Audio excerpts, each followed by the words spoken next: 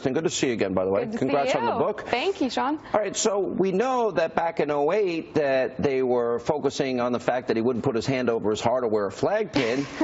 The Clinton campaign was saying he'd negotiate with terrorist nations like Iran and North Korea, that he voted against the use of handguns for people to defend themselves, that he was going to raise taxes by $180 billion to pay for Obamacare, that his father was a Muslim, and Obama grew up among Muslims, and he's one of the most liberal senators in the Senate. And it goes on from there, and he did a little blow. Yep, well, these Democrats are such flagrant hypocrites. But you know what? Michelle Obama is going to get up there. She's going to put her acting shoes on, bring out her shaky, upset voice to express how horrified she is. It's called politics, and Republicans need to get used to it. Trump's biggest foe right now isn't Michelle Obama. It's not Hillary. It's not even the media. It's the GOP establishment. Say what you will about the Democrats. They are very good at coming together when they need to win elections. Oh, they fight. They come together, though, when they need to. Meanwhile, the GOP is throwing the only candidate who can beat Hillary Clinton under the bus. I mean, look at Hillary's most effective ads. It's all other Republicans slandering Trump. And these establishment pukes think they are such angels for walking away from their imperfect candidate. You sound like me. I think you got talk radio in your future. There's no doubt about it. Rose, let me bring you into this. She does. She does. But you know something? They don't like each other. This is a phony act. And if Michelle Obama is so outraged over Donald Trump's tape, you would think maybe she thought, well, not that well of, let's see, Paula and Juanita and Kathleen and Kathy Shelton. You know, I'm sure Michelle Obama dreads getting up every day and doing the job she's got to do.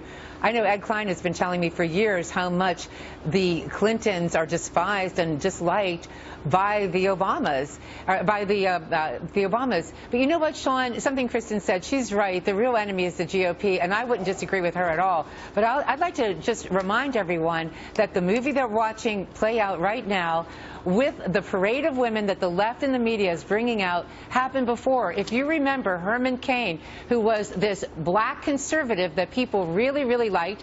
He was wowing crowds. He was so dynamic in his speeches, so inspirational. I was at quite a few rallies with him. The people were falling in love with him. He could eat Obama for lunch in a debate, and that scared the left. So what did they do? They brought out the blonde bombshell from Chicago.